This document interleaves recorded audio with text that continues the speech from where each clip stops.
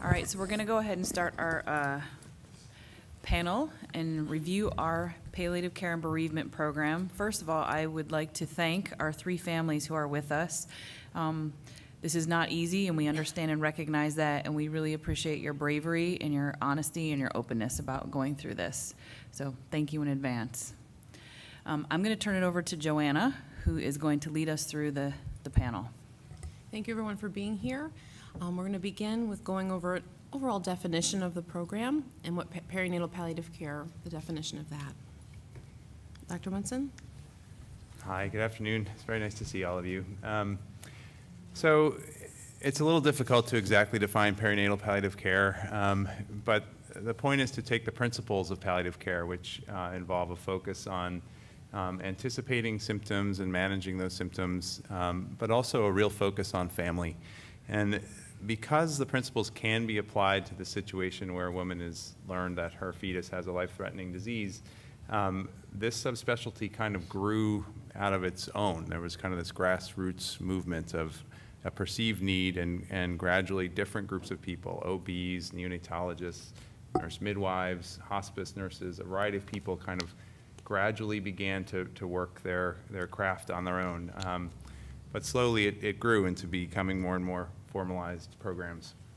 So you can see here that initially there was just really focus on anticipating symptoms, but over time it's become a much more comprehensive model, and at CHOP we've really taken that very seriously, and over the years have very conscientiously and formally added different parts of our program to make sure that we can address the whole family, all of the needs that might surround supporting a family when they deliver a baby who may not survive.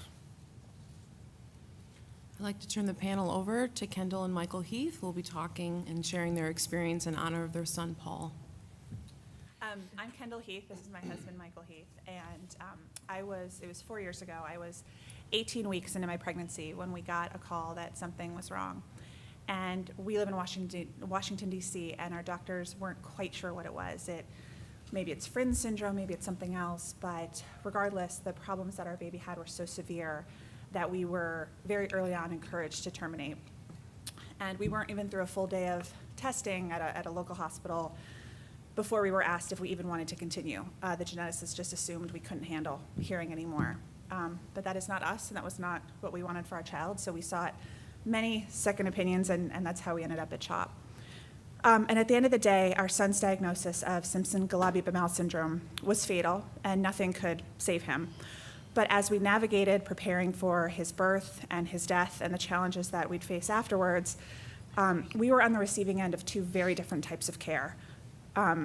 Some that caused us extensive stress and made a horrible situation even worse, but other care that completely exceeded our expectations and changed our lives for the better. So our son, Paul Evans Heath, was born on May 18th, 2011, and he lived for 37 minutes, far longer than doctors or we even expected. And the short time we had with him was so special, but it was time that Mike and I really had to fight for. We didn't deliver at CHOP. We were at a hospital in DC, and we were left to make really just unimaginable decisions and heartbreaking arrangements very much on our own. Mike will tell you more about that. As Kendall mentioned, let me say mic check here. Can you hear me? Okay. As Kendall mentioned, we had to fight to get our 37 minutes with our son. That fight entailed over a month of research, medical appointments, spiritual counseling, and perhaps hardest of all, preparing ourselves to say goodbye to a child who may not live. The team at CHOP helped us get those 37 minutes.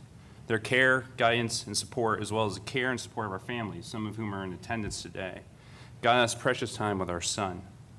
You know, there's a huge difference between the standard of care we received at CHOP and what we experienced at Washington Hospital Center, where Paul was born.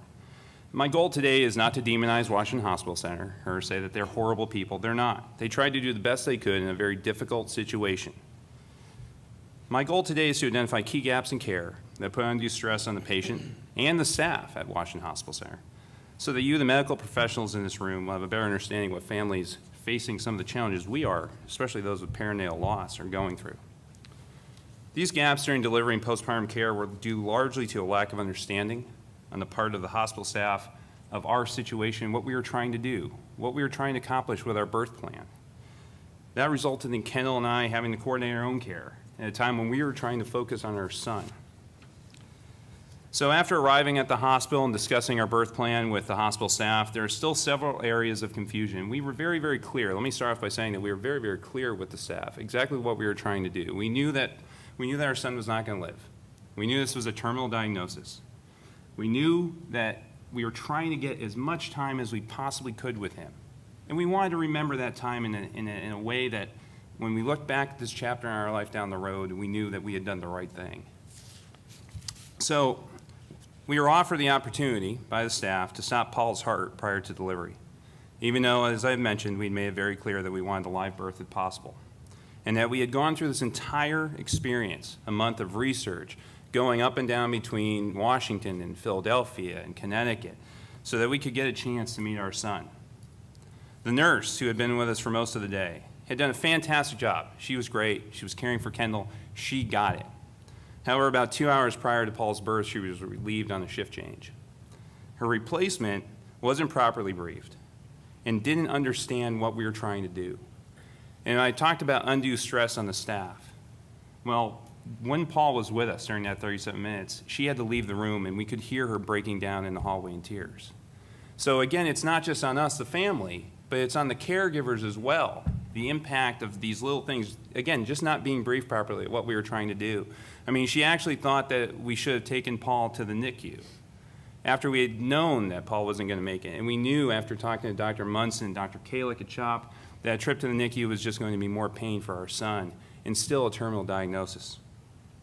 The funeral home, recommended by the hospital, had no experience with neonatal death. Just hours before Paul was born, they tried to charge me for an adult casket, adult funeral services. They thought it was Grandpa, and they thought Grandpa had just died. They also told me that I would have to fight with the district to get permits to move Paul's body once he had passed. And that, by the way, if that wasn't enough, the funeral director, because this wasn't even the funeral director I was talking to, would like to call me back sometime later that afternoon to discuss the details. You know, our faith is something that is really important to us. It got us through this, and it was very important to us to have Paul baptized. We requested a chaplain several times, hours prior to Paul's birth. In fact, I went down to the chaplain's office, I think, about 4 times. The chaplain arrived about 2 hours after Paul had died. And then finally, there was no consideration for the emotional impact of certain actions either. And this part was probably one of the toughest that Kendall and I had to deal with. After Paul had passed, they prepared his body right in front of us, which means they took him and they put him in a plastic bag and duct taped the bag, literally in eyesight of myself, but also in earshot of Kendall. There was also no real postpartum plan.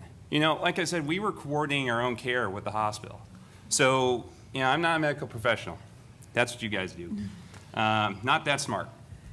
But I'll tell you, you know, one thing we didn't think about was what happens after Paul is gone and we're focusing care on Kendall. You know, she was told that once she felt well enough that she could leave, even though she had been heavily medicated for several hours, including epidural medication, as well as medication to induce labor, to say nothing of the emotional trauma that she had just endured. Her mother and I convinced her that she should try and take a shower at least before we attempted to go home. Kendall ended up, after 4 steps of getting out of bed, collapsing on the nurse in the bathroom and hemorrhaging all over the bathroom floor. The nurse was injured after she hurt herself on the toilet. After I fell on her, so it's probably my fault too. It was. A situation that put both Kendall and the nurse in unnecessary risk, and something we could have avoided if we had clear guidance to what we were going to do after Paul had left us. You know, after Kendall had fallen, the doctors finally recommended that she stay overnight. However, we were informed that we'd have to leave the maternity ward because the maternity floor was reserved for mothers with children. So within 2 hours after delivery and losing Paul, we were shipped to a room somewhere in the hospital, again, because we didn't have a child. We received a hospital bill for nursery services about 2 weeks after Paul had died. Obviously, nursery services we never had to use. And Kendall had to fight with the hospital and the insurance companies to get those charges reversed. Social worker interaction was something that was missing in our case. it was minimal at best, and it was not geared towards addressing the needs of a family facing the loss of a newborn. We basically got a folder with some phone numbers and some pamphlets, and Kendall was left on her own to find a mental health care provider in the follow-up. Now, I say all this, and again, I'm not trying to demonize folks at Washington Hospital Center. They're trying to do their best. There are things that they did right, including they put us in a private area of the delivery ward. They gave us a recording of Paul's fetal heartbeat that we could take with us. However, that said, it's clear that the staff of Washington Hospital Center was not prepared for us and what we were trying to accomplish, and that is to have the most time with our son and to remember him in the best way possible. Instead, my memories of that day are soured by what Washington Hospital Center did not do and how hard we had to fight for what we wanted. They did not have protocols designed to deal with the loss of an infant with a fetal condition, and more importantly, how to care for that family in the wake of the loss. So as Mike said, it was all just so rushed, and that was, almost as if the sooner we got out of there, the better for everybody. Had we been offered the time and the space to be with our son, we would have done so many things differently. We would have had every single member of our family there to meet our son and to get to say goodbye. And for us, our journey did not end after Paul died. A week later, the day of his funeral, actually, we got a phone call from the geneticist because I had to have more testing, and it turned out I was a carrier of Simpson globulin bowel syndrome. So on the day that we bury our son, we find out every pregnancy going forward could end up like this. So that's when CHOP really came in and just stepped in and just saved us. And the advice and the support we received from one particular doctor, Dr. Kalick, who's speaking upstairs right now, I think, it just made all the difference, and it's part of the reason we're here today.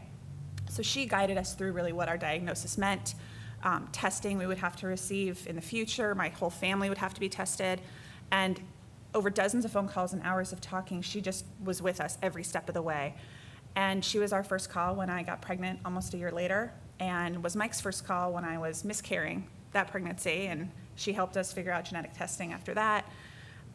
Again, when I got pregnant again, she was our first call, and she told us where to go for CVS testing and just was with us every step. And I think her shrieks of joy when we told her this baby was healthy and okay rivaled that of our families when we told them our news. And she was, it was, okay, you're coming up to CHOP, you're gonna get the anatomy scan with me, I wanna make sure this baby's okay. And in the same room where she had told us, Paul wouldn't make it, we got to talk to her and hear that our son, his little brother, would. So for all that compassion and the medical care and the referrals and the advice, I never once saw a hospital bill. She was just there, and we had her cell phone and she had mine, and we would text and email, and it made the biggest difference in our lives. And so when looking back at kind of these parallel opposite types of care we got, we really wanted to make sure that while families avoided some of the more traumatic elements we had to go through, they'd also get this amazing level of support, and that it could be like a standard of care and this follow-up. Because had we been left to our own devices afterwards, I don't know what our family would look like today. Because her support and the support we got from CHOP had a huge role in us having a 2-year-old son who's making noise out there and a little girl on the way. And so when our family decided we wanted to give back to CHOP, it was really about something that would last and help other families. So this incredible team will tell you more about everything that they're doing, but we've just been so impressed how Joanna and Lori and Dr. Munson and Julie have just taken our ideas and our experiences and our thoughts and just translated it into this living, breathing program that is having so many other families, helping so many other families today. And knowing that other families are getting the help they need during this time is such a gift to us, because it's the way our son gets to live on. So thank you to them for all that they do, and thank you to you for being here. And even if you just take our bad stories and tell your hospitals, let's not do that, then it's a step in the right direction, because every family who gets this kind of news deserves the type of care that CHOP is providing now. So thank you. Thank you, Kendall and Michael.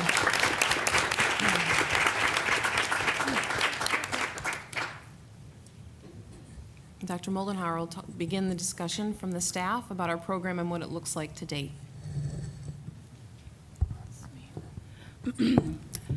So the program in the CFDT is really a multidisciplinary collaboration that involves docs from the neonatal side, the OB and MFM side, as well as the prenatal care providers, Laura, who comes in and provides spiritual support, our social workers, Liz, who helps with siblings and making memories, and Joanna, who provides longer-term support.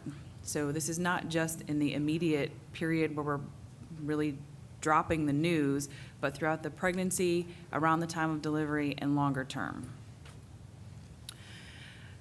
My role is somewhat of an unfortunate one because I'm the person that sits down in that consult room and I review the images with the couples, and we talk about what those images could mean and what this could look like in 6 months, in 2 years, in 5 years, in 10 years, and what the diagnosis has an implication for the family.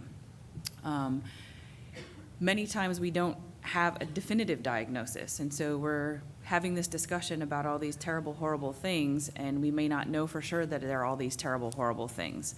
And so part of the discussion is going through the differential diagnosis and what it could mean, and then what are our next steps, and how do we determine exactly what the final diagnosis is, and that way we can only talk about what the real outcome is going to be once we for sure know what that is. And so that might mean having a discussion about having an amniocentesis that a couple might not have planned on having, or additional imaging studies, or taking further steps. And then once we know a diagnosis, or even if the imaging gives us an idea that this is a condition that's going to have a potentially fetal lethal outcome or an immediate neonatal lethal outcome or a very poor prognosis, we then have to start having a very rough and tough discussion about what are the options available. So depending on gestational age, one of those options could be termination. One of those options could be continuation with all heroic measures, or one of those options could be palliative care or comfort care for the neonate. When you have this discussion, you have now kind of stepped across a line with couples that you're no longer having a frank discussion about medical care. You have now taken them to a very vulnerable place, and you're having a very, gut-wrenching, raw discussion about what are your objectives. Are your objectives to potentially meet your baby alive? Are your objectives that you're going to let nature take its course? Things change and get raw very quickly, and so you have to be open, you have to be honest. You have to have some kind of understanding what it's like to sit across the table and hear that news. And so part of that is the discussion about the obstetrical care issues and maternal health and options related to that, and then taking the next steps once a family or a couple has decided the direction that they want to head, helping them ultimately get to where they need to go.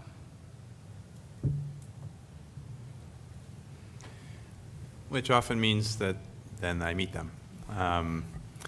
So this program started originally with myself and a social worker kind of just thinking we should do this better. And luckily we work in a place that values ideas that work and builds on them over time. And so now we have this incredibly robust multidisciplinary team. And so my role has become more and more specific, but just as Dr. Moldenhauer shared, I view my job to describe and kind of lay out the possible paths that a baby might follow once they were born, and to try to share openly and honestly what intensive care might look like, what a trial of intensive care might look like, and what a comfort care plan might look like. And again, trying to titrate the different degrees of uncertainty as to how sure are we of the diagnosis? And even if we are sure of the diagnosis, how sure are we of those different outcomes? And then really importantly, to continue to elicit from the family their values, their hopes, their fears, and try to guide them to help them match what their values are with the available interventions. And so it's a real give and take. It's a dance. It's you tell me about your family and yourselves, tell me your hopes, tell me your fears. Well, let me tell you how I interpret that and what the medical choices are. And so it's really that kind of give and take where, again, honesty is really important, humility is really important. This is what I know, this is what I don't know. And then really making it a safe environment to talk about things that no family should have to talk about. And that is the art of this, is just being able to say, this is going to be really hard, but these are the things we need to talk about, and being able to put it on the table in a compassionate way and elicit from the family their viewpoints that can help then shape a plan for the baby.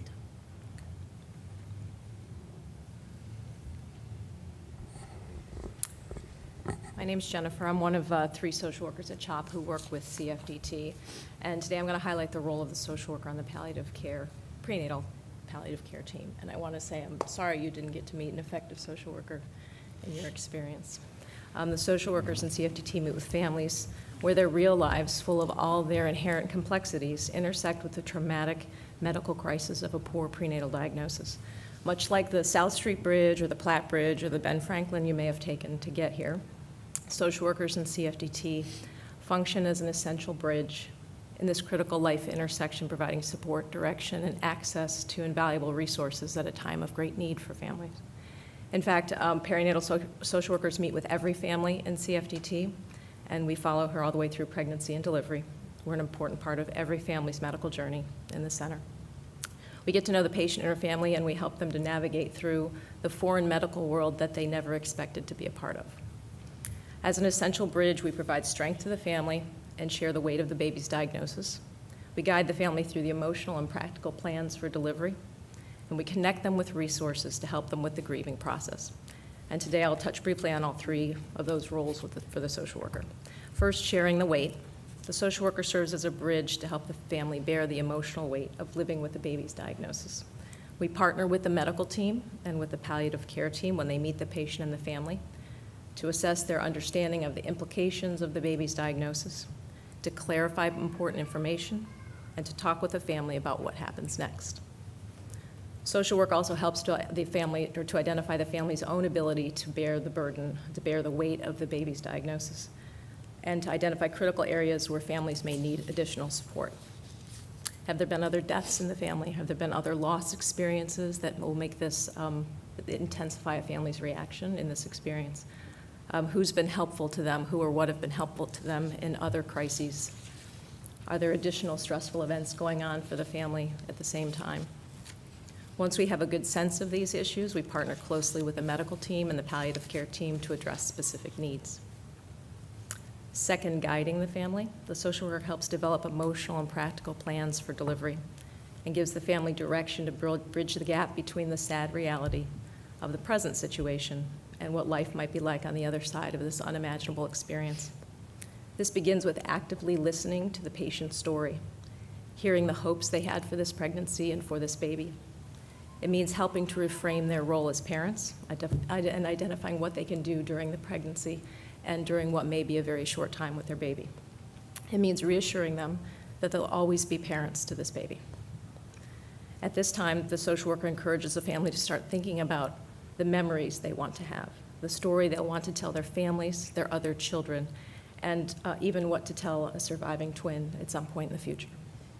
We also ask practical questions like, who do you want to have with you for appointments and for delivery? Who can help you with the other children? What do you plan to tell people at work? And how can we help you with your plans for a funeral? The social worker begins guiding these discussions prenatally. In fact, even discussing funeral planning early on can be very helpful. For some families, this may feel like the only area where they have some control, and it can be a help with effective coping in the long run. Third, social workers connect with resources.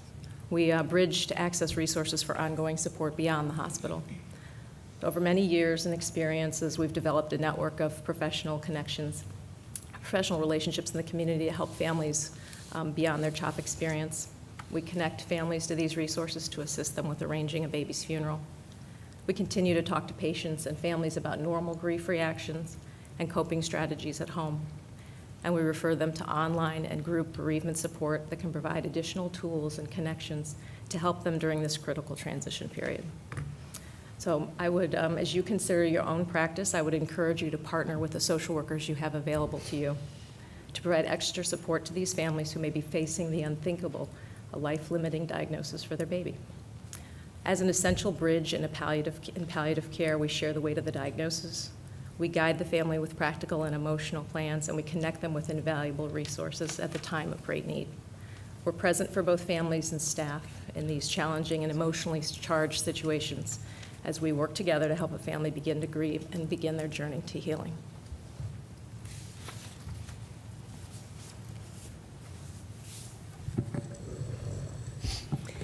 Good afternoon. I'm Laura Palmer. I'm the chaplain for the SDU. I also work as the chaplain in oncology.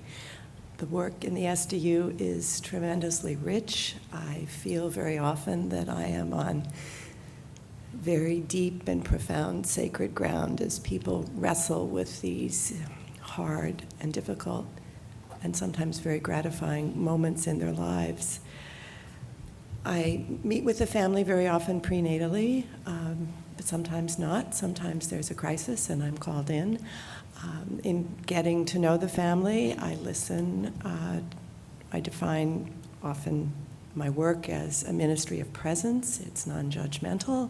I listen deeply. I bring my own deep faith, but an open heart and my own sense of trust that the patients and families in telling their story will either know where they want to go or will somehow lead me where they best need to be supported.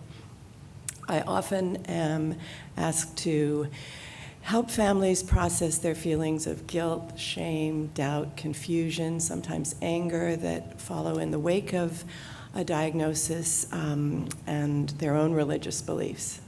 Of course, there are also very many joyful times in the SDU, but those are much easier to navigate, obviously.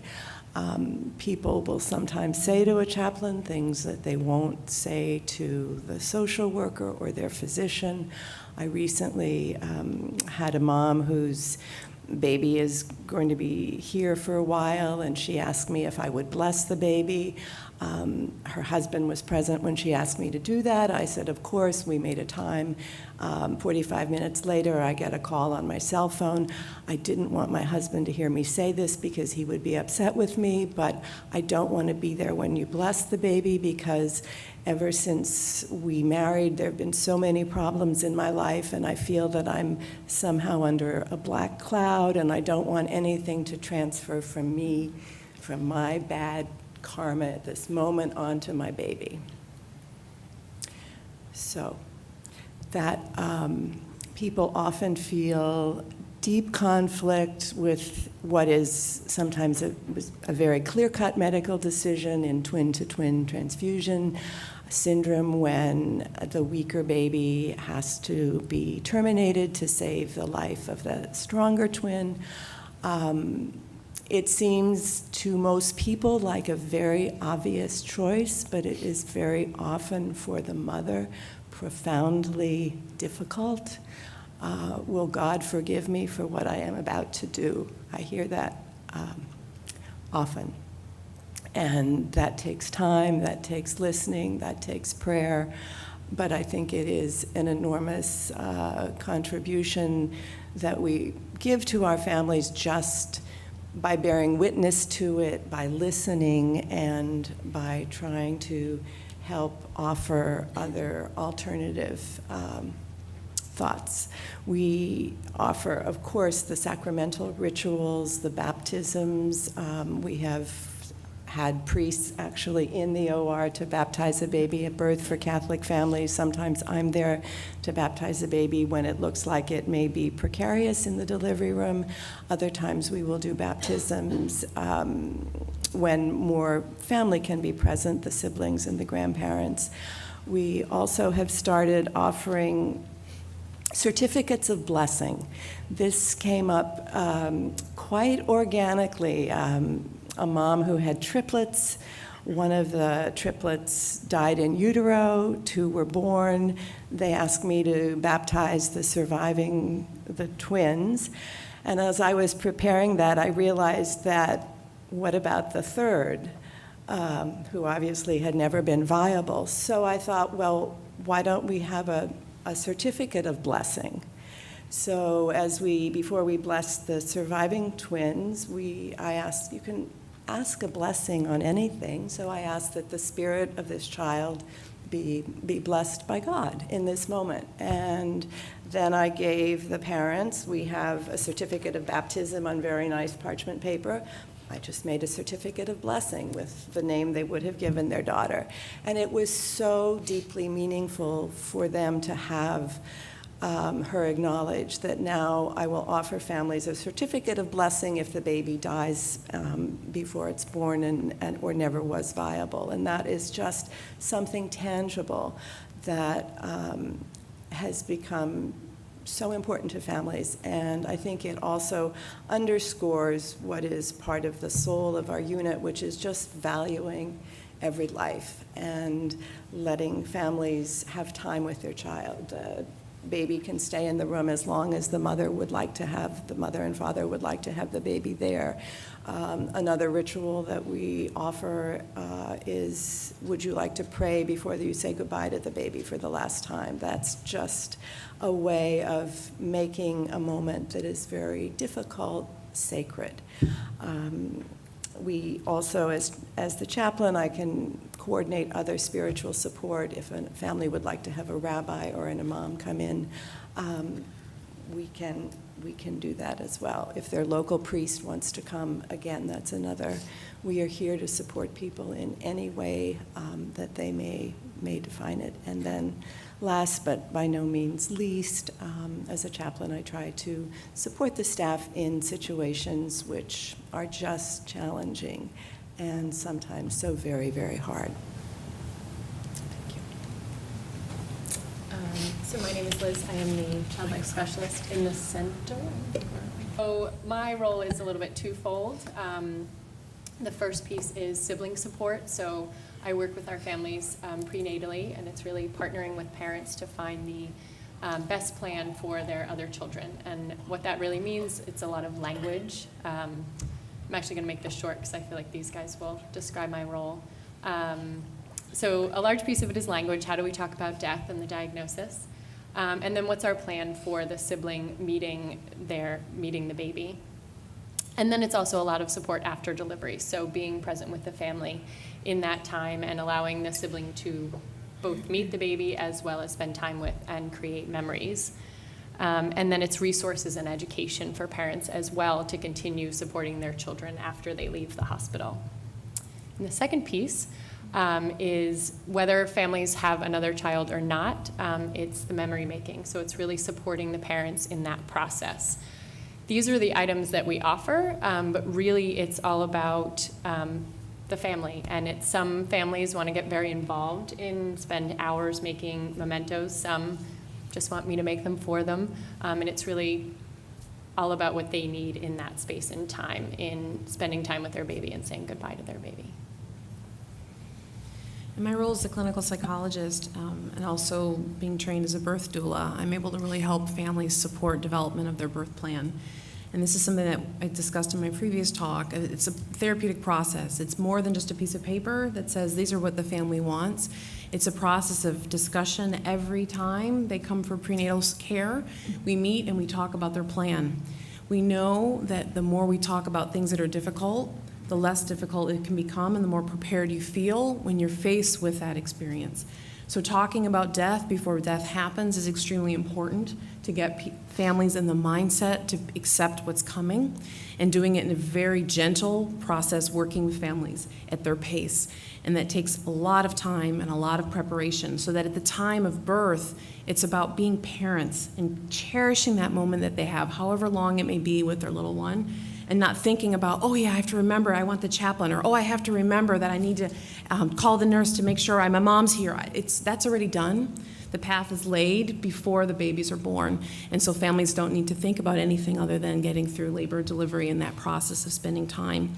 We develop and organize their wishes into a comprehensive plan that is put into the mother's medical record so that it's accessible to all of our teams, obstetrics teams and our neonatal team that's going to be attending to the mother as well as the baby, because if she comes in the middle of the night, I may not be there, our team may not be there, so it's important that the team knows what we've talked about ahead of time. It's also that balance of celebrating the life that they have. This baby is with them, alive, moving, growing, and enjoying that time with their baby, and also preparing to say goodbye. And that's a very important part of the process of planning, and really helping families remember to take care of themselves throughout this process. knowing that and developing strategies to prevent any struggles they may have in the postpartum when it comes to depression, anxiety, or complicated grief.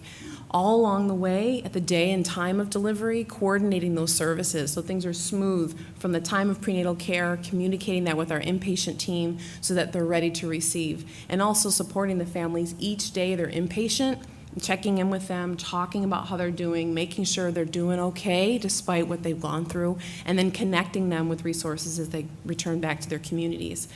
So what I want to share with you is looking at what we've been doing over the past 3 years. We've been able to collect some data now, and the research is very minimal out there in the community of understanding how to do this well. And so we learn from each family experience, and we take that with us to the next.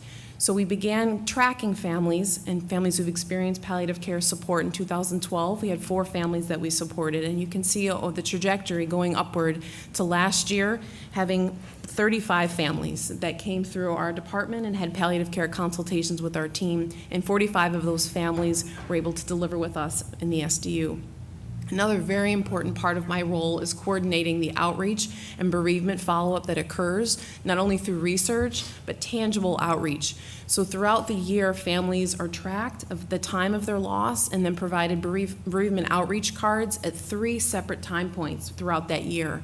Some families may not be ready to engage with ongoing support at 3 months, may not be ready yet to receive 6 months, but maybe at a year, we hear back from families and say, now we're ready to talk and get connected with a therapist, or now we're ready to come back and get more information from your team. And so these numbers to date, since September of 2012 and starting this tracking system, we have sent over 780 cards, handwritten cards, to families experiencing grief. We also provide strategic phone calls, emails, and distribution of local resources to families when they recontact us. And what we do after a year is we transition our families who've experienced loss to our CHOP-wide bereavement program called Even Star, and families are invited to come back to our annual memorial services that are held 3 times a year. You've heard from our team, you've heard from the staff about the process, and now I'd like to turn the floor over to the families to share their experience with our program. We're first going to hear from Robin Proctor and Aaron Campbell. They're going to share their experience in honor of their daughter, Edie.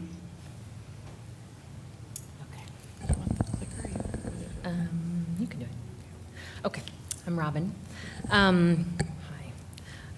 Our first experience with CHOPS CFDT was during our pregnancy with our second child, Edie. I had just had a routine 20-week ultrasound elsewhere, which was closer to 22 weeks when I actually ended up getting it done. And it showed that our daughter had some abnormalities. I believe that was the term. The physician who performed the ultrasound really was not at all compassionate when conveying the results. And actually, before he gave us the results, he had a fellow, and he had his fellow actually perform a transvaginal ultrasound to check the competency of my cervix, which was totally unnecessary because he probably knew at the time that I wasn't going to make it to delivery. Anyway, so, and by the time he actually ended up giving us our results, I was still gowned and gelled up. Wasn't even able to get dressed. So that was a bit of a challenge. It was not enjoyable at all. At any rate, so we had the amnio 3 days later, and it was the same physician who kind of suspected trisomy 13 at the time, really was heavily impressing upon us this need to make a decision to continue or terminate, given my gestational age. And again, not much in the way of compassion at that conversation. So fortunately, the genetics counselor there referred us to CHOPS CFDT for what we thought would be further testing. We were kind of unclear, but anyway, we had an appointment the next, I think within the next few days. So this is our patient appointment schedule. Sorry if the print's not great. At any rate, in retrospect, I think of that initial interaction at the CFDT with fondness of all things. Aaron and I were totally overwhelmed, having gone from expectations of having a normal pregnancy to one that was not likely to result in the live-born child in a matter of a few days. But from the moment we started at the CFDT, we were met with compassion at every encounter we had, from the people who checked us in to the physician who performed our fetal echo. And that's kind of where the fondness comes into play. They get it here. Our first encounter with Dr. Moldenhauer, for example, should have just been totally awful. Not because of her personality. She's quite lovely. But because actually, she was explaining it before, because she's tasked with telling us that our daughter's chance of survival with trisomy 13 was pretty much non-existent. But despite that, I mean, it was actually a really great visit. She had such a patient-friendly, artistic way of explaining the genetics and anomalies of trisomy 13 and spina bifida. Our daughter had a spina bifida as well. And she made it specific to our daughter, which was great. And then once she knew we were comfortable with it, she infused humor, which we absolutely appreciated. And we had a similar experience when we first met with Joanna and Dr. Munson that same day. We met in a conference room. We sat around a table. There was Kleenex. Joanna's very good about that. And they laid out exactly like they both said, they laid out the palliative care program, and they kind of laid the foundation for what would later become Edie's birth. They were both incredibly open about birth scenarios for her, particularly in a situation with the likelihood of her, again, being born alive was quite low, but they never, ever made us feel like a live birth wasn't a possibility. Seems that they kind of sensed a need for us, so we needed hope, and they gave it to us, and it wasn't false, but it kind of helped us, certainly. That same visit as well, they helped us come up with the words to tell our then 3-year-old son, Felix, about Edie. And when we asked about their thoughts on continuing our pregnancy versus terminating, Joanna in particular, she kind of challenged us with this question of, do you want to make her a part of your family history? And that was kind of the main thing that we took home that day. That, and then the feeling of empowerment that they gave us, when faced with, such totally helpless circumstances where we felt like we had no power at all. They kind of assured us that we would be making the decisions in Edie's care, and that they were kind of there to support us however we wanted to go. So of course we left the CFDT that afternoon even more overwhelmed than when we got there, and we weren't any closer to making a decision whether or not we were going to continue, nor whether we would continue at CHOP. But ultimately, fortunately, Erin and I both individually and collectively decided that we were going to continue our pregnancy with Edie. So then we told, actually that was back, there they go. We then told Felix about Edie, and the wordage again, something was wrong with her brain. We would probably not be able to bring her home. We talked about her and to her, and we kind of just tried to change the concept of her life. So it's kind of more in terms of pregnancy, make it about the present, not about the future, and just tried to cherish every day we had with her. So that's the 4 of us. So throughout this time, we kind of continued our appointments at the CFDT, despite the fact that still we hadn't decided if that was where we were going to deliver. But each time we had an appointment, we always met with a midwife and a nurse, or a nurse practitioner, I think, and with maternal fetal medicine, who always were very open to discuss the details of Edie's intrauterine growth. We always did an ultrasound, which was great, so we got to see her. Everyone was incredibly respectful and supportive of our decision, and planned to try and meet her alive. We often saw Liz, who always was focused on Felix. She gave us a ton of resources, books. She was phenomenal. But we seem to have spent most of the time with Joanna here, who painstakingly reviewed our birth plan. I don't know, that sounded a bad way. Painstakingly, just because, it's awful. But anyway, so this is really small print. So as you can see, or probably not, this was. It's a plan. It's a plan. There's a birth plan. But we revised this every time we came, and it was intricate decisions about Edie's birth that we were making as a couple, and which involved things like where she was going to be delivered, who we wanted to be present on the day of delivery, when we wanted to hold her, if we wanted to bathe her, how we were going to dress her, if there was an option for her to go to the NICU if she were to be born alive, potentially how that would work, and then also about funeral homes, like make plans, because that's something that we needed to do. And despite the gravity of these conversations, Joanna was always upfront about how we were each individually doing. She always acknowledged Erin separate from me, which is, I have to say, quite commendable, because oftentimes in pregnancy, it's often just about the mom and not about the husband or partner. And she always asked after our son, Felix.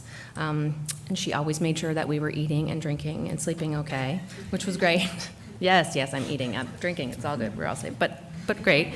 And then she always really just checked in with us as a couple, just to kind of make sure we were surviving.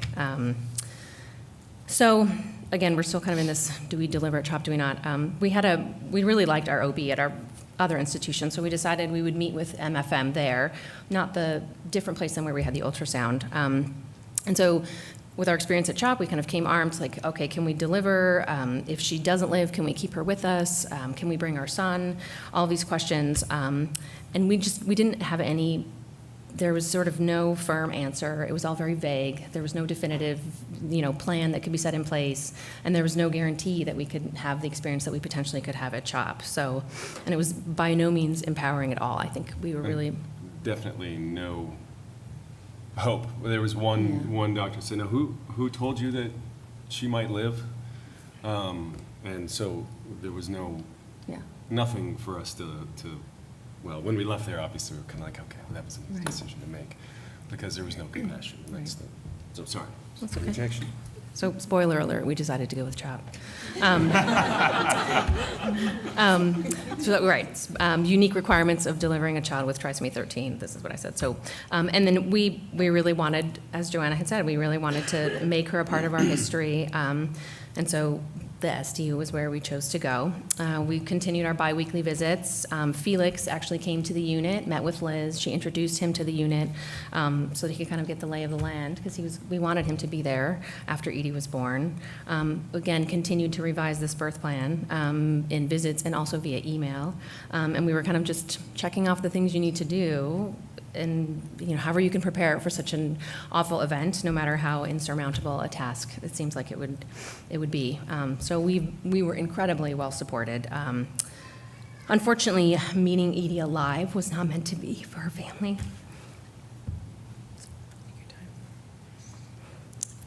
She died in utero on a Tuesday. It was Earth Day. We showed up at the SDU, and the staff knew, and they were phenomenal. They were just so gracious and lovely and incredibly compassionate, as we had kind of come to expect. This is Edie. Let me see, Robin. My notes are on construction paper, so I'm a little bit less Mine were typed. organized. And is this on? Can you guys hear me all right? Great. So the one thing that I think you're probably hearing a lot is the word compassion, and the importance of that to us and our family. And the other thing that Robin just mentioned that Joanne had asked was, do we want to make her a part of our family history? And so the second that we decided yes, she became our daughter. And I think for a dad in particular, I remember with Felix, you're reading the books and what's happening now, and it was a totally different story. And even after our son was born, he wasn't much of a personality. He's just a little baby there, And so doing your best to make, it's a weird thing, because I think some people may say, well, gosh, it could be torturous. You're becoming attached to some person who's not going to survive. And there are people, and we're people, who would tell us along the road that you're crazy for doing it. Why would you? And then we get to a place like CHOP, who they say will give you everything that you need to do that. And it actually is a wonderful thing to see people who were there from the start. Laura was one of the first people we met. Dr. Schleppian, I believe, C-section. I think you did. And the doctor is down at the corner. We got Dr. Munson down there, who's Mr. Eye Contact. I remember, it's like, I will not. It's true. I will not break eye contact Very with you. I will do my intense. best, and don't get a staring contest with him. And Julie is just someone I just want to have a beer with. It's amazing, though. You find people in this program that are top of their field, but are socially capable, which normally doesn't happen. You meet doctors and they don't know how to talk to people. They know their field, and these people are amazing people and have done so much for us. So Liz, I think the hardest thing for me was with dealing with our son Felix. I stay home part-time. Robin's our breadwinner, and I would tend to work. So Felix, trying to talk to him about how his sister wasn't going to come home and that he had a sister, and making that decision that we were going to have him meet her, we needed to know, how do we do that? How do we do that without screwing him up? We don't want to find bodies in our attic or our basement down the road. And so Liz was wonderful in giving us language that he would understand and guiding us to these moments where that he to this day remembers. He says, "Don't you remember how Edie was so cute? She was so adorable." And even, you know, trying to deal with us, which was great, because Joanna was on our end of things and helping us deal with Felix's disappointment and what that does to a parent, and knowing that he's not going to be able to see, he's not going to have a sister. And anyway, the staff had so much compassion for us and helping, not just, you think of healthcare as healing bodies and doing everything to keep a body healthy, but the importance of the healthiness of our souls and our minds and our family.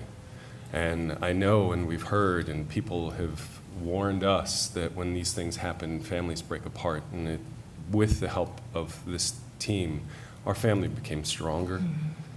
And they became a part of our family because they are a part of her history, and she is a part of our family history. And so I am so grateful when they asked us, you know, we thought, why would we will do everything we can to help this program, to help these people, because they did so much for us. And we love them. And they did so much for our family. And the staff, from the nursing staff, there was not one person there who didn't support us and treat our daughter exactly for what she was, as our daughter.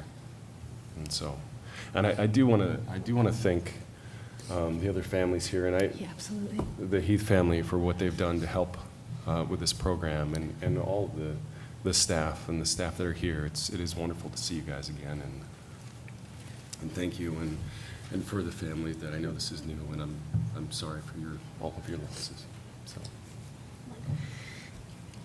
And I think we just wanted to end by, so we're a year out. We just passed our year anniversary, April 22nd. And we're gonna be okay.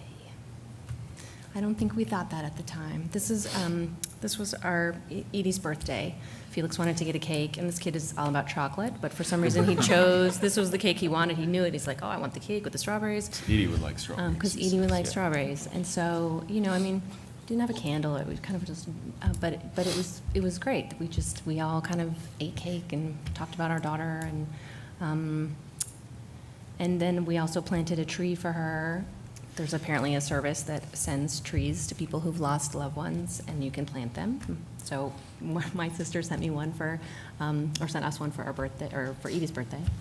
So we planted the tree, which was really great. And then these are just some things, you know, again, Aaron mentioned Felix, and so he's been a huge focus of this, and he's going to be okay. So on the left, well, it's our left.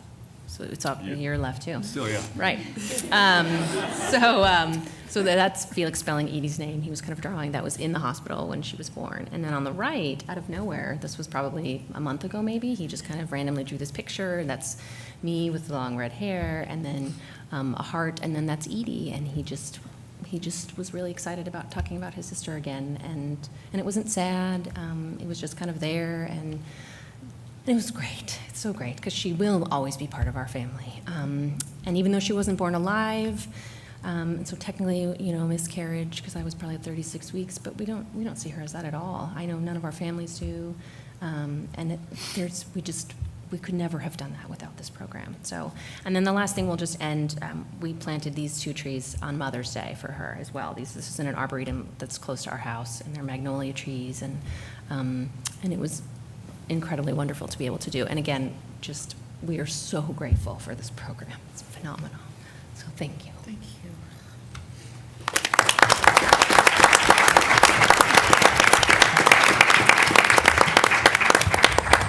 Thank you so much. We're now going to hear from Shannon and Jason Newcomb, who's going to share their experience in honor of their daughter, Tegan. Well, I just want, are we on? Can you hear me? Okay. I just want to thank Dr. Cole and Dr. Moldenhauer for inviting us to be here and speak about our experience at CHOP. My name is Jason, and this is my wife, Shannon, and Shannon's going to get us started, and I'll end with a couple remaining thoughts. Hi, like Jason said, I'm Shannon. I think one of the reasons why he's having me do most of the talking is most people who know me on this panel know I have the gift of gab. So I will try not to get long-winded because I have a bad habit of doing that. But our daughter, Tegan, was actually born on August 22nd of this past year, of 2014. And right around this time last year, we were referred to CHOP. I was about 24 weeks pregnant, and during the routine 20-week anatomy, ultrasound scan and everything, we had received a call from my OBGYN over in South Jersey, where we're from, saying, they saw a abnormality with her femur bones and possibly has hydronephrosis, which is an enlargement of the kidney. So we were like, oh, okay. And then we were referred to the maternal fetal medicine over there. I had met with a genetic counselor because Jason, with his job, had a mandatory meeting that he could not miss at all because he works for the government. And I'm too self-sufficient and stubborn for my own good. We didn't think it was a huge deal at the time because our doctor was concerned, but nothing, panic-ridden, like, oh, okay, we need to bring everybody. So I went to this appointment by myself and had another ultrasound, was talked to by a genetic counselor, and before even finding out anything about what Tegan had, she just looked me in the eye and said, is there anything that, you would find out today that you'd want to terminate this pregnancy? And that, for me, was one of the hardest moments because we hadn't even known exactly what the diagnosis was, what was wrong. It wasn't necessarily, okay, here's the plan, it's, do you want to terminate? And that was a very hard thing to hear. And then we were taken into I was taken into a small room after having another ultrasound. And the doctor from that particular hospital just looked me square in the eye and said, this is not the baby that you've dreamed of. And that for me was just a major blow. And I'm having a panic attack, I'm crying. That's not the first thing that a mother wants to hear when you feel in your gut, this is more than just femur bones and kidneys here. I think we're really like knee deep into something more serious. And so May 2nd of last year, we were referred to CHOP by our hospital after some more testing had been done. And very similar to what the other couples have shared, we were just welcomed so warmly. Everybody there, again, bringing up that word compassion, they were just so compassionate. They walked us through, the events of the day, everything from the ultrasound, an echocardiogram, an MRI. Our daughter was very feisty, so I was very, very proud of her that day. I was not in that MRI for a long time because they had told me, I guess, how long is this going to be? I never had, well, it depends on the baby. Oh, that's wonderful. We'll be here a while. Okay. But she was very well behaved, and like they had also mentioned, at the end of the day, we met with Dr. Moldenhauer for the first time, and we just love her to pieces. Love her, and she's just so fun-loving, so down to earth. But hindsight, in retrospect, sometimes things are 20/20. I just remember the look that, I'm sorry, I'm talking to you, but I'm talking to them, that she gave me when she welcomed us into the conference room and sat us down that day, that first day at CHOP, because we had brought our mothers this time and one of Jason's sisters with us, and we're very, very close-knit family. I was never going to go to another appointment alone. Everyone had happened a month before. I'm like, okay, we're bringing a bus when we come to the hospital because I'm not going to be by myself. But just looking back, the look on Dr. Moldenhauer's face, I felt this is another mom having to tell another mother, a father, and family that something is seriously wrong here. So she sat us down. She was warm. She took her time. And she even went to the point of drawing out Tegan's anatomy for us, showing us the ultrasounds that were done that day, and told us, your daughter most likely has a lethal form of skeletal dysplasia, and she may not make it long past birth. So, of course, we're like, oh, what does that look like? Is that, a couple months? Is that days? Is that years? And it was moments. She has a small chest cavity, and she's probably not going to survive. And some of the babies that have what Tegan has or had sometimes don't even make it to term. So one minute we're sitting there, oh, this is going to be a good day, we're going to get answers. And not that it wasn't a good day, but it was, our whole world obviously came crashing down on us because at the time I was a preschool teacher. So I was always around children. I was around kids from 6 weeks old to 6 years old. And finally, after 4 years of trying to get pregnant, and ultimately Tegan was conceived via in vitro fertilization. And it was very successful. Oh, there I am, big as a house. It was a very successful cycle. There were 12 embryos that were conceived, and Tegan was the first one that was implanted. So it was quite the journey just to get pregnant, working with kids all the time, and now this little girl is ours. And we're not going to be able to take her home. I finally have my baby. We finally have our little girl, and our time is so limited. Like everybody else has shared, you can't even put words. It's just so overwhelming. And so at that point, we had decided, termination is not an option for us. We believe in the sanctity of life. We believe that she's a gift from God, and we were going to fight for her. And they were completely supportive. Everybody up here that has been walking this with us was like, okay. It wasn't, well, are you sure you want to do that? Well, these are your other options. It was okay. If this is what you want to do, we're going to fight for you, and we're going to fight for this baby. And so then began the process with Joanna 2 weeks later, and we were sat like everybody else in that conference room with everybody. And don't laugh at me, this is when it gets funny. But the joke at CHOP is that I have a major crush on Dr. Munson, but not in a creepy kind of way. He's just I just love you. That's why he's on the other end of the table. Did you notice? Every time I go there, what's the first question? Where's Dr. Munson? I have to see Dr. Munson. He's just so lovely.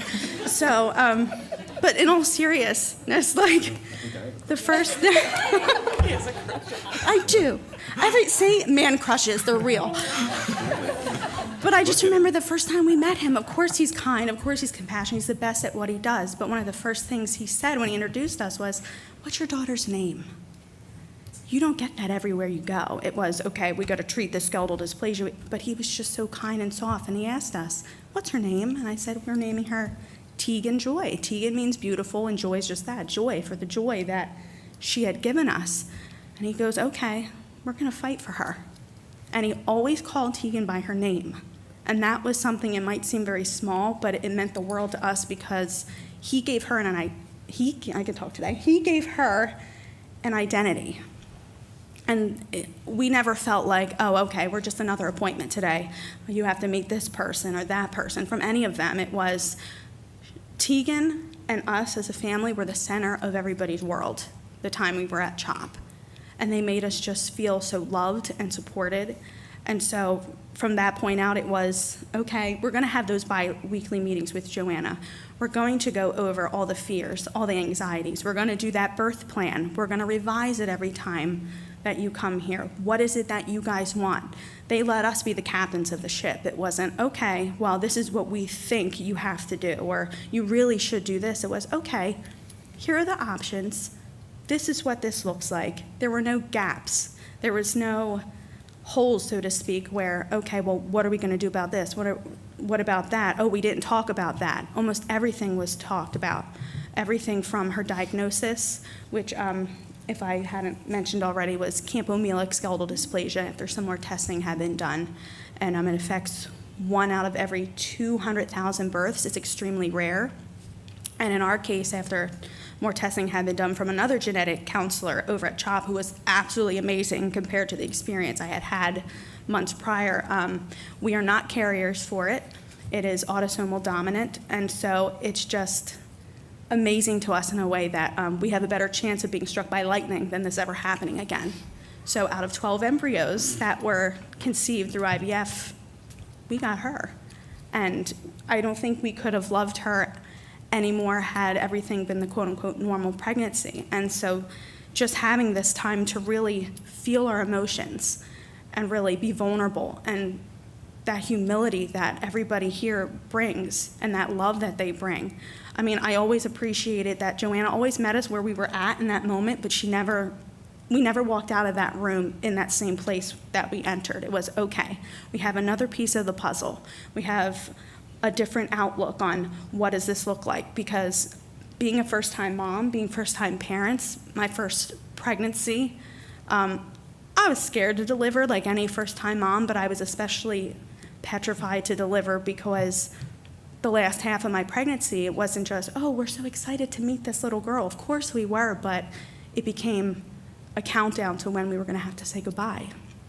And it was just, okay, another day has gone by. She's still here with us. She's still here with us. But at the same time, it was, that's one less day we're going to have with her. And so finally, my due date came, which was August 20th, and she was doing very well. I had tried the week before, even though I didn't want to say goodbye, to go into natural labor. Did not work.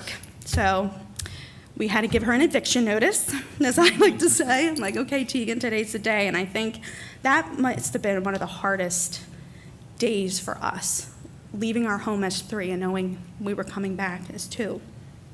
Knowing that those were, my last days with her, being pregnant with her, because I had a phenomenal pregnancy. Some people are going to want to slap me. I never got morning sickness. I never got nauseous. I had a beautiful pregnancy. A lot of the issues just aligned with what her, abnormalities and disease was. But the delivery process, for what it was, I thought it went very well. It was a 33-hour induction. But she was a trooper. She was a fighter. And I just remembered those nights, those 2 nights I was there before I had her, just rubbing my belly and just having those moments with her, going, okay, girlfriend.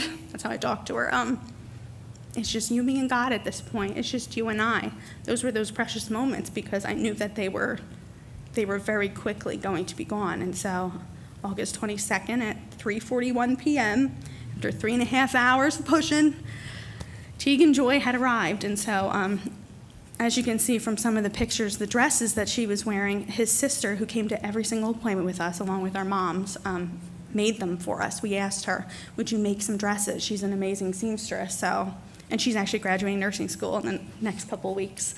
So we put her in some dresses, we took some pictures, and that's the amazing thing about this program. They didn't hold anything back. They said, if you want pictures taken, if you want your family there, whatever you want to do, because like they said, she's part of your family. She's your daughter. This is part of your history. This is part of your story. Make it worth your while. And so, as you can see, we took many, many pictures of her, and even his sister made us, as a surprise, a little tiny robe for her to wear, which was excellent because we didn't know if we were going to have the option for heroic measures, because there's no cure for what she had. It was a small chest cavity, so it was a lot of unknowns until she was really born.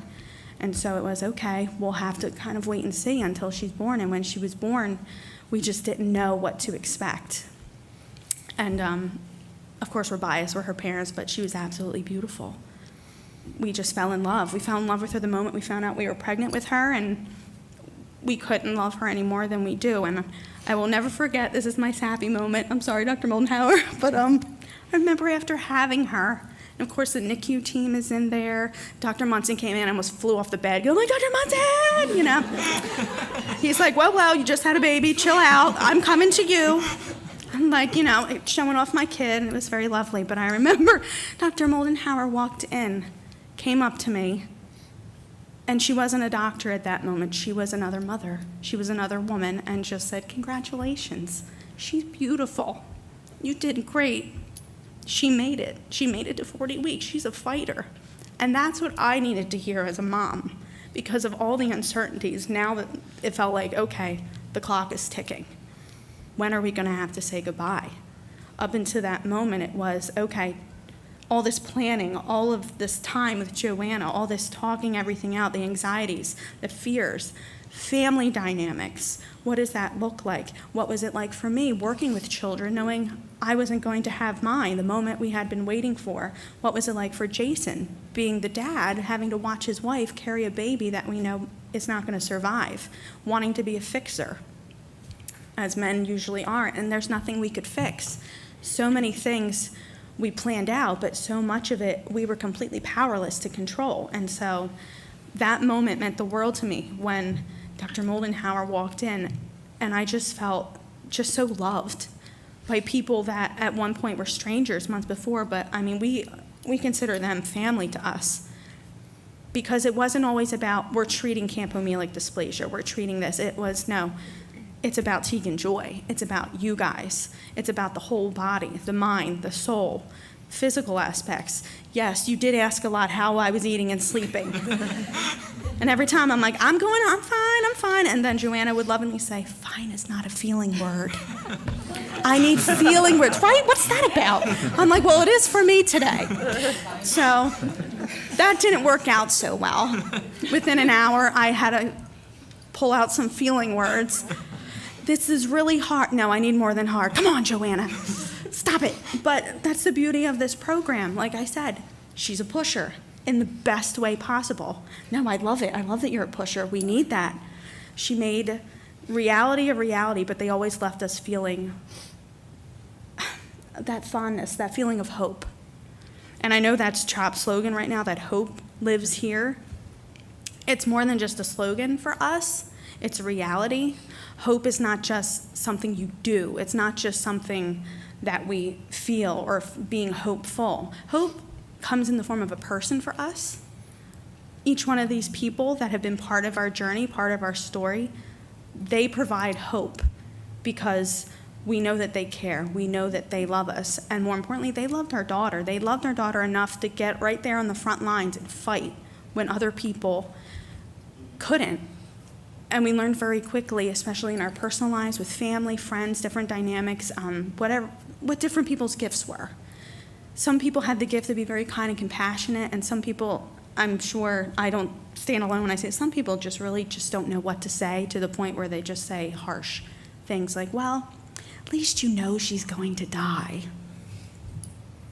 Okay, that doesn't make it hurt any less, and it's really hard when you're pregnant and you know, yes, my baby's going to die, like I had said. My time is so limited with her. What makes that any easier? And then there's some people like the ones up here, just, you can do this. She would say that all the time, you can do this, you're going to be okay. And I'm like, what do you mean we're gonna be okay? She's like, trust me, you're gonna be okay. I'm like, all right, I'm gonna be okay. So after we had her, and she was born alive, thankfully, because we didn't know how long we were gonna have with Tegan. Okay, is it gonna be 5 minutes? Is it gonna be an hour? Part of our birth plan was that we were gonna be the only ones, at least with our family, with her, her time here. And I remember very much through the process, they said, you know, this is your birth plan. That's all it is a plan. If anything changes, you want to change anything, if you're in that delivery room and you're like, you know what, I want heroic measures done, we're in it. We're going to do it. It wasn't like, you know, you're signing this dotted line and it's so final. There was no finality in that. There's so much flexibility because she's your child. And I remember, I think it was about 3.5 hours or so after she was born, our pastor had come, our family was waiting in the waiting room, chomping at the bit. Poor Joanna's running back and forth. Shannon, are you okay? Explore your daughter. I gotta go show them pictures. So, I mean, I'm still laughing at that. I felt so bad. But I remember looking at Jason and just starting to cry, and I just felt so convicted. Our family needed to meet this baby. I wanted them to have that connection with her, not knowing what was coming next, how much we had. And so lovingly, she brought them one by one, first with the grandparents, and Jason's the oldest of 5. So, I mean, we have a pretty big immediate family. And our family came in the room. They loved on her. They kissed her. They held her. They sung to her. We were singing to her. Obviously, we had pictures done, sung happy birthday to her. And then she was passed back to me after everybody had her, and I could feel that something wasn't right. And she just felt differently, and we knew the time was coming near when we were going to have to say goodbye. So I was holding her. The people from the NICU came in, a nurse came in, checked her heart, and it was a matter of moments. And it was one of the most beautiful moments of our entire life thus far, to be laying there with your whole entire family, the people that love you and your daughter the most, there to say goodbye. And I'm so glad I hijacked my own birth plan, because I wouldn't trade that moment for the world. Looking back, we have absolutely no regrets. No regrets on anything that had happened, because they let us steer that ship. They let us do what we felt we needed to do as her mother and father. And so even after she passed, it didn't have to feel like it was over. It wasn't, okay, well, she's gone. Guys, we have to take her back. We have to take her away. We got to spend another almost 48 hours with her in the room with us. They wheeled me into a different recovery room, and we just got our privacy. It wasn't like, some of the doctors that we had just didn't come back in. They still came in. They talked to us for the next 2 days. They held her. They wanted to know more about us, more about how we were processing. Again, it didn't end there. Joanna has kept in touch ever since. And one of the nurses that definitely stuck out to us in the recovery was, her name is Star. I just loved her immensely. I mean, I swear I could have went, Star, can I have the wallpaper off the wall? She would have given it to me, because we got everything from the shampoo we used to bathe her, little outfit she gave us to put her in before we had to say goodbye. She gave us even the little clip that was on her umbilical cord. I mean, anything that we touched was pretty much golden. We were just thrown, and we were just so overwhelmed by that. And just the love that we got from somebody who was a stranger, and that connection that we had. I don't know if even Tegan would have lived the 5.5 hours that she did if we didn't get the care that we got from these lovely individuals up here, especially Joanna. You have my heart, girlfriend. But I think one of the hardest moments was when we did have to leave and say goodbye. And Star was so nice to even call the funeral home to have them come pick up our daughter, because that was just a call that we just couldn't make. I mean, we had planned her funeral and everything while I was still pregnant. That had to be one of the hardest days also, sitting there in a funeral home, planning a funeral for a baby that's kicking inside of your womb, letting me know, Mom, I'm still here. And yet that moment had come. We were ready to not only live it, but now we got to turn this baby over. And so Star, just being as loving as she was, that had to be one of the hardest things that we did, was those last moments, singing to her, loving on her. He danced with her because we knew we wouldn't get that time. You're not just mourning the loss of your child, but mourning the dreams that you had for this child, the things that you always wanted to do with her, and now they weren't going to happen. And so handing her off to Star and giving my baby that I just had, who just passed away, words just can't describe. And I'm just so grateful for how humble she was and how loving she was and how wonderful everybody was in this program. And that they didn't allow the story to end with, well, this is what she has, go forth and do great things. Let us know what happens. It was, no, we're in this together. We're going to do this together. You don't have to face this alone, and you're not alone.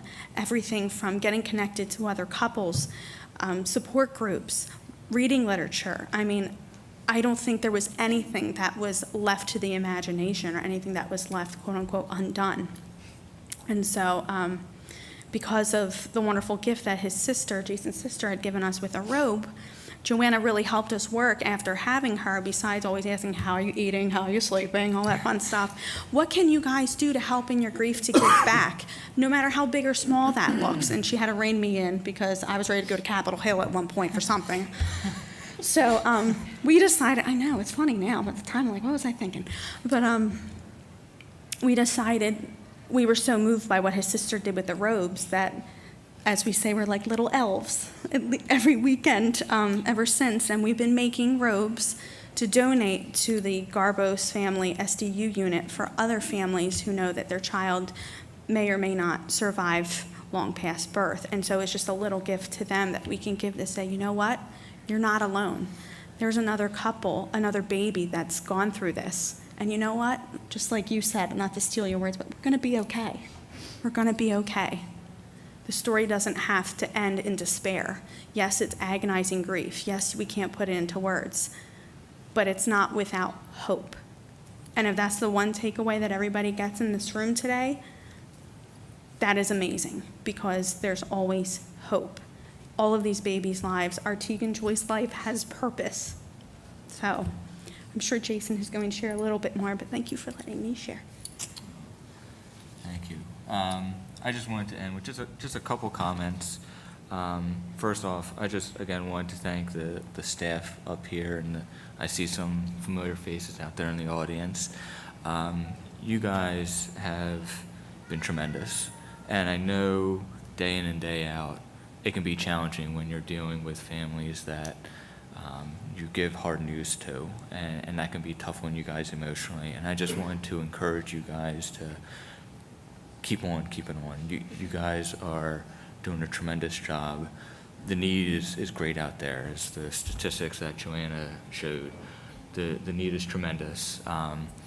Every day, the center is full of parents with their unborn child waiting to get diagnosed or treated, and it's completely full. The need is great, and if you're here from another institution, another hospital, and you're looking to start up a program like this, I would strongly encourage you to do that. The need is great out there. There are people are hurting, and CHOP has developed such a phenomenal program to meet the physical, spiritual needs of not only the families, but also of the child that is in, the mother's womb. And I just also personally want to thank the Heath family for their generous support of this program. You guys saw a need, and you guys took action, and you're leaving a beautiful legacy. And just really wanted to thank you guys for that. We're personally invested in CHOP. We're little elves. We're making robes. We just dropped off a bunch of them last week, and we're invested. This CHOP's our family. We walk through those halls, and it's our home. And if you have any questions or anything like that, we're all these families are here, more than willing to talk to you and give you our insights and anything you need.